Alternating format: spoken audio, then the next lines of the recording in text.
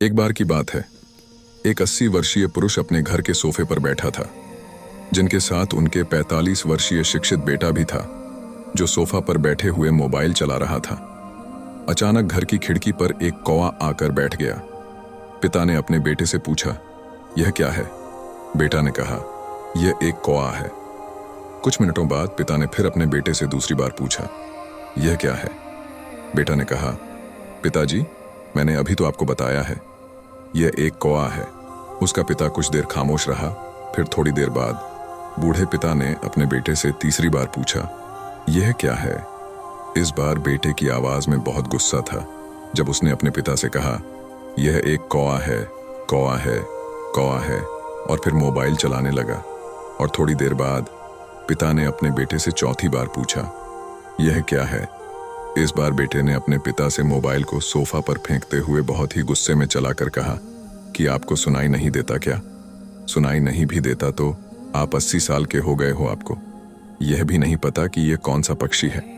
आप बार बार एक ही सवाल क्यों पूछते हैं, जबकि मैंने इतनी बार कह दिया है, यह एक कौवा है।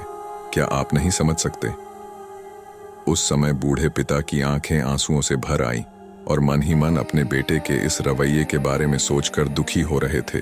थोड़ी देर बाद पिता अपने कमरे में गए और वहां से एक पुरानी फटी डायरी लाए, जिसे उन्होंने अपने बेटे के जन्म से लेकर अब तक संभाल कर रखा था। उसने एक पन्ना खोलकर अपने बेटे से उस पन्ने को पढ़ने के लिए कहा। बेटा गुस्से में फिर बोला, अब ये क्या है? पिता ने कहा, इसे थोड़ा पढ़कर तो देखो। जब बेटे ने उसे पढ़ा तो उस पन्ने में कुछ ऐसा लिखा हुआ था जिसे पढ़ते ही बेटे का गुस्सा शांत हो गया और आंखों से आंसू निकलने लगे। बेटा उस पन्ने को पढ़ता है कि उनके पिता ने उनके जन्म के दिन से लेकर अब तक हर दिन उनके साथ बिताए गए समय को एक डायरी में तस्वीर के साथ लिखा था। उस डायरी में उनके पिता ने अपने बेटे का जन्मदिन, बेटे का पहला शब्द, बेटे का बार बार एक ही चीज का मांगना, बेटे का पहला कदम, पहली बार बेटे के द्वारा खाया गया खाना, पहली बार स्कूल ड्रेस की वह तस्वीर, पहली बार बाइक पर सवारी, पहली बार स्कूल जाने का दिन, और भी बहुत सी बातों के साथ उनके पहले प्यार के लिए भी जगह जगह चिट्ठियों में बताया था। उस डायरी में उनके पिता ने उनके साथ बिताए गए हर पल को यादगार बनाने का प्रयास किया था, क्योंकि पिता का प्यार बेटे के लिए अकथनीय होता है। ये मान लो बेटा या बेटी ही उनके लिए सबसे बड़ी संपत्ति होती है। उनका बेटा डायरी में लगी तस्वीर को देखता और पढ़ता मन ही मन अपने आप को कोसता कि मेरे पिता ने मेरे लिए इतना कुछ किया और मैंने सिर्फ दुख दिया। एक बार भी यह भी नहीं पूछा कि उन्हें क्या चाहिए। बेटे ने डायरी को पढ़कर अपने पिता को गले लगाया और कहा, पिताजी, मुझे माफ कर दो। आपका यह प्यार और स्नेह बिना शब्दों के आपका यह प्यार और स्नेह बिना शब्दों के भी सबको बता देता है। आपकी यह डायरी, आपका प्यार हमें हमारे जीवन की मूल्यवान यादें देने के लिए अनमोल है। पिता ने अपने बेटे की आंखों में आंसू देखकर कहा, बेटा, यह डायरी तुम्हारे लिए है। जब भी तुम अकेला महसूस करो, किसी भी परिस्थिति में इसे एक बार खोलकर जरूर देखना। कई सारी बातें बताई बेटे ने अपने पिता की बातों को दिल में बैठाया और उनके साथ बैठकर एक और यादगार पल बनाया।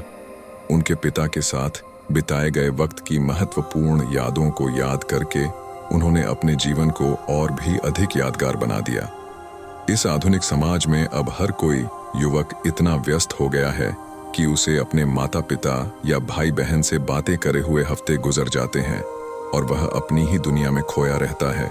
उसकी दुनिया उसका मोबाइल, व्हाट्सएप, इंस्टाग्राम, फेसबुक, अन्य सभी सोशल मीडिया, ऑनलाइन दोस्तों के चक्कर में पड़े रहते हैं, जो कि असल जिंदगी में इनका कोई विशेष महत्व नहीं, जिसे सब अपनी दुनिया मानकर बैठे हैं। मैं ये नहीं कह रहा कि आप सोशल मीडिया प्लेटफॉर्म का उपयोग करना बिल्कुल बंद कर दो या ये कि सभी व्यक्ति इन्हीं के जैसे होते हैं, पर मैं उनको कह रहा हूं जो सिर्फ मोबाइल को ही अपनी दुनिया मानकर बैठे हैं। सोशल मीडिया का उपयोग लोगों के काम को सरल बनाता है। इसे सिर्फ उचित काम करने के लिए उपयोग करो और इससे बाहर निकलो। देखो, परिवार के किस सदस्य को आपकी जरूरत है। आप अपने माता पिता की जरूरत हो, सहारा हो, उन्हें समझो।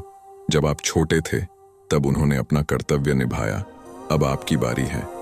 इस वीडियो का उद्देश्य सिर्फ लोगों को जागरूक करना है। मैंने आपको मोटिवेट करने के लिए इस काल्पनिक कहानी का सहारा लिया है। जिससे लोग अपने माता पिता को समझे कि उनके पास दो अनमोल रत्न हैं जो कि भगवान रूपी हैं। किसी को भावना को ठेस पहुंची हो तो हमें क्षमा करें। धन्यवाद।